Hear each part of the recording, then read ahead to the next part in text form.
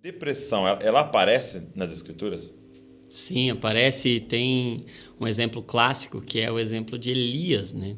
Elias teve uma depressão. Quando a gente olha hoje para os critérios diagnósticos de depressão e a gente olha para o quadro clínico de Elias, descrito lá em 1 Reis, capítulo 19, logo depois daquele desafio com os profetas de Baal, o que Elias experimenta ali é um franco quadro depressivo, com um humor rebaixado, deprimido, triste, com perda do prazer nas atividades, com alterações físicas ali, o que a gente chama de hipersonia, o anjo levantando ele, falando, levanta, come, ele ia, deitava novamente. Não queria sair da cama, né? Não queria sair da cama, dormindo vontade demais, de morrer. um pessimismo, um senso de inutilidade, eu não sou melhor do que os meus pais, a vontade, o pensamento de morte, que é um dos critérios também para pensar em depressão. Então, quando a gente olha para o pacote,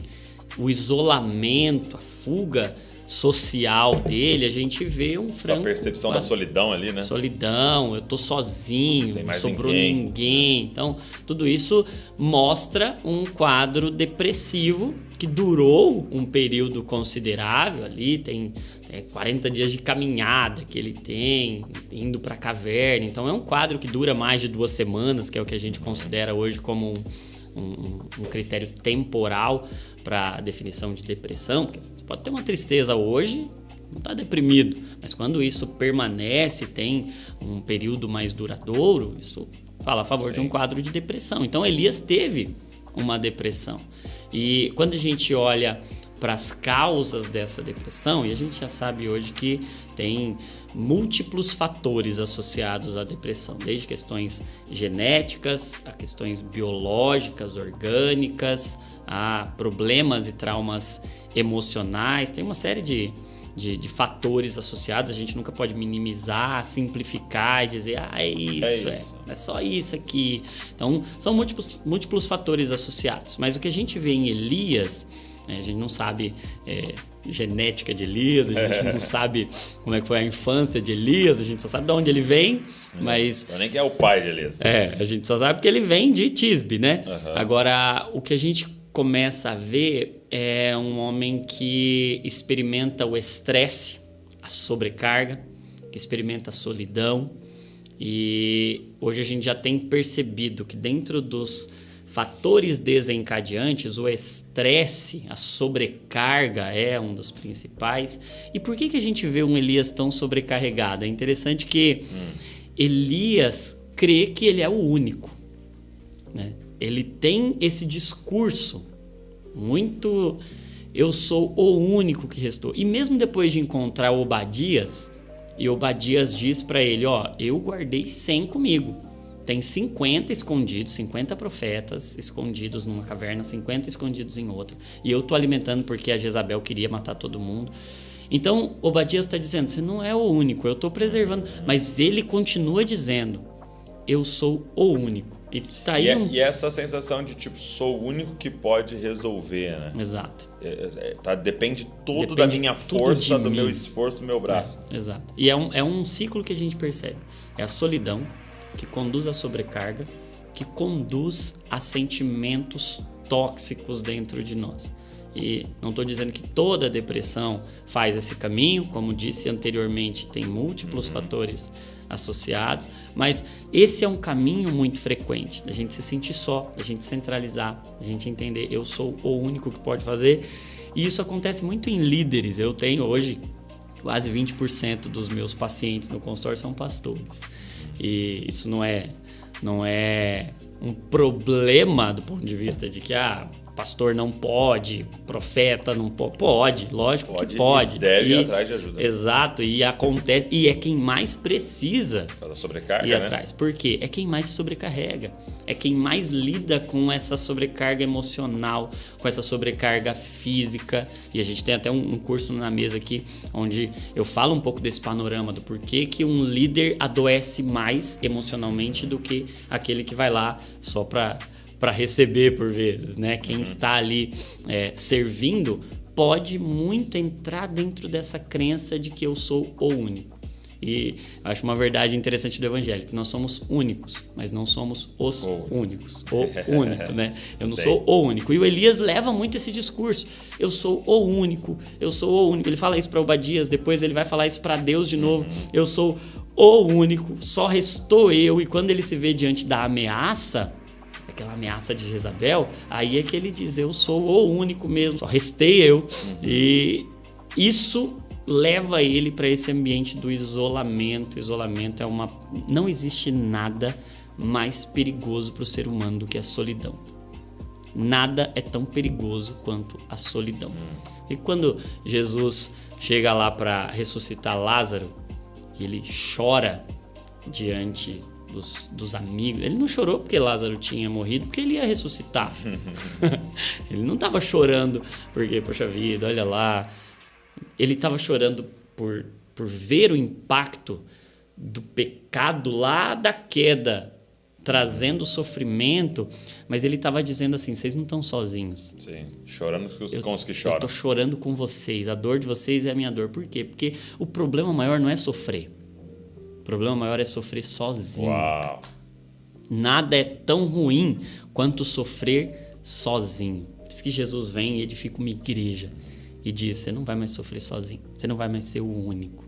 Você vai ser único, o seu caminho é único em Jesus. Você não precisa se comparar com ninguém, a não ser com quem você era e com quem você está se tornando em Deus. Mas você agora não está mais sozinho, você pode procurar ajuda. E quando a gente está falando de depressão em cristãos, tá aí uma coisa que nós, enquanto cristãos, precisamos nos preparar para fazer companhia e para estar junto de quem está lidando com a depressão. E ser cristão não imuniza ninguém contra a depressão. Elias é um exemplo disso. Puxa vida. Elias, os maiores profetas. Então, você que está aí acompanhando, pastor, profeta, evangelista, missionário, isso não imuniza. A gente está sujeito, nós somos humanos e como humanos temos todo tipo de corruptibilidade da nossa criação adâmica. A gente pode ter depressão, a gente pode ter tendinite, a gente pode ter infarto, a gente pode ter lesão no ligamento do joelho, dor de dente, a gente pode ter qualquer coisa. Qualquer circuito nosso, qualquer sistema nosso pode adoecer. A depressão, a gente tem ali nosso nível de funcionamento cerebral, então é para ser aqui no plano, ele pode afundar. Esse afundamento, a depressão, aí o afeto, a sensibilidade vai ficar toda puxada para baixo. Então a dor fica mais dolorosa, porque sentimentos negativos estão aqui embaixo. O prazer, que está aqui em cima, fica inacessível. É difícil sentir prazer. Raciocínio, concentração, memória, criatividade, tudo fica para baixo. E quantos cristãos que estão sofrendo sozinhos não conseguem pedir ajuda porque acham que vai ser encarado como falta de Deus, como falta de fé, como fraqueza. Você foi fraco, a gente usa até a expressão caiu em depressão, né? Como se fosse se fosse pecado mesmo, é uma queda, né? Caiu em adultério, caiu em depressão. Caiu em adultério, caiu em depressão. Diferente. E o que a Bíblia vai nos dizer? A Bíblia vai nos dizer que você não está imune de sofrer.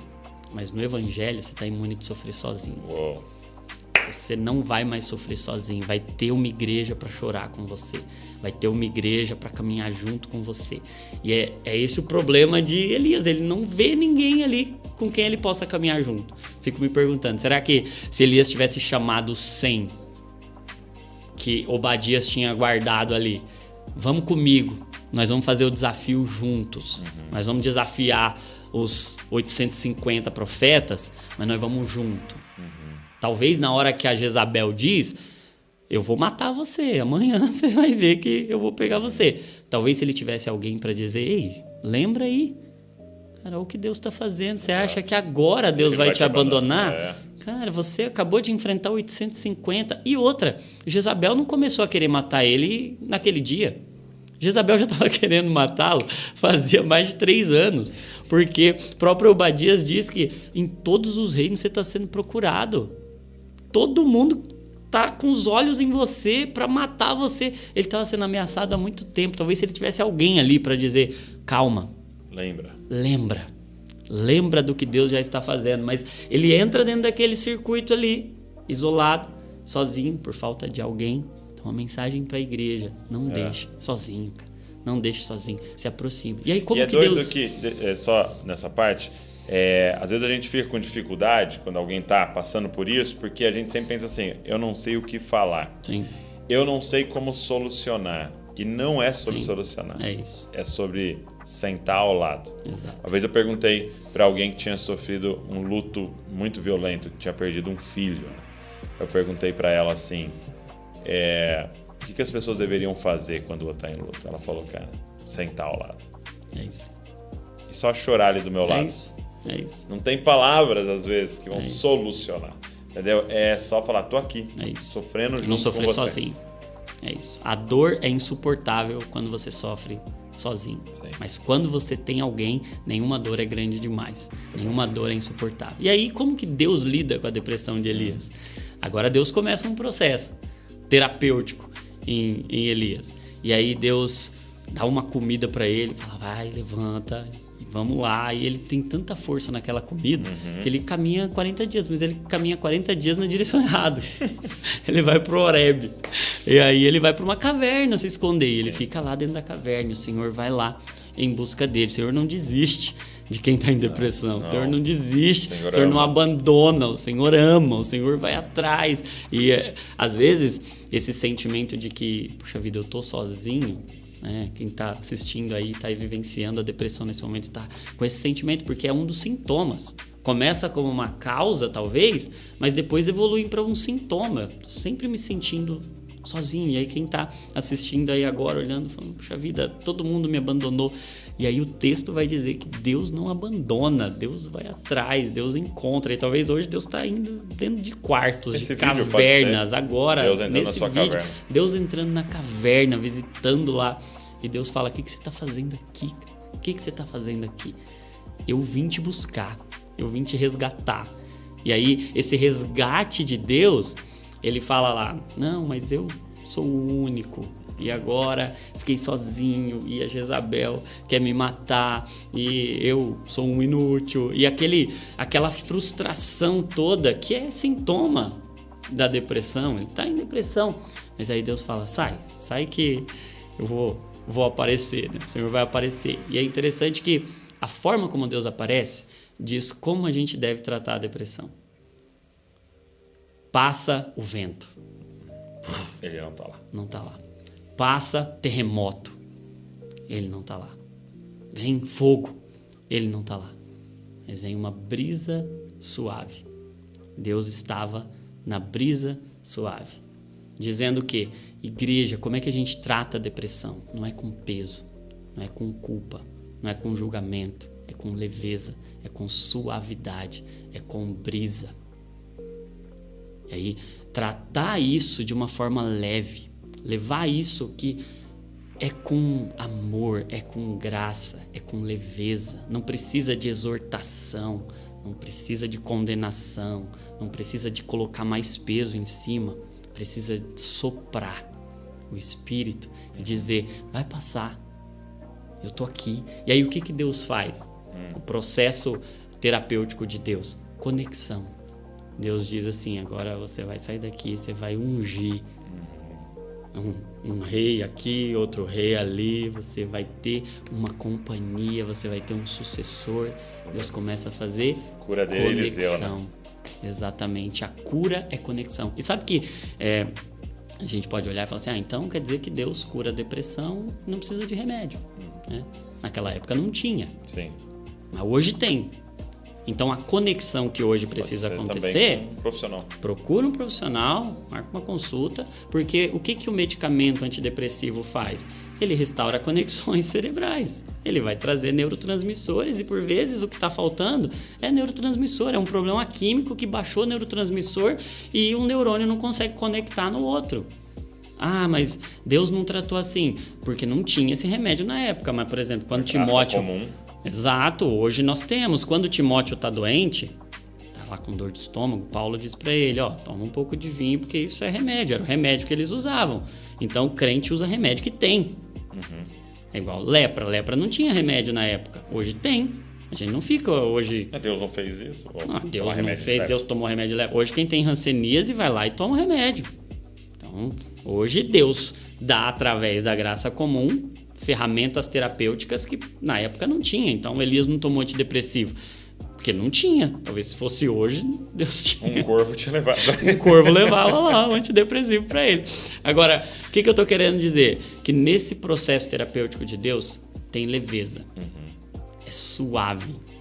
É sem peso. E é com comunhão, com conexão, com encontro. E por vezes a conexão depende de um medicamento. Então você que é cristão, não precisa ter receio nenhum de tomar medicamentos se assim você precisar. Procure um profissional que pode te ajudar nesse processo. Uau! Olha só, deixa eu te falar uma coisa, você que está com a gente aqui. Talvez você já passou por isso, ou clicou por curiosidade nesse vídeo e você conhece pessoas que estão passando por isso. Cara, vamos espalhar. Vamos ajudar essas pessoas. Pega o link, manda para essas pessoas, porque vai ser bênção de Deus na vida delas.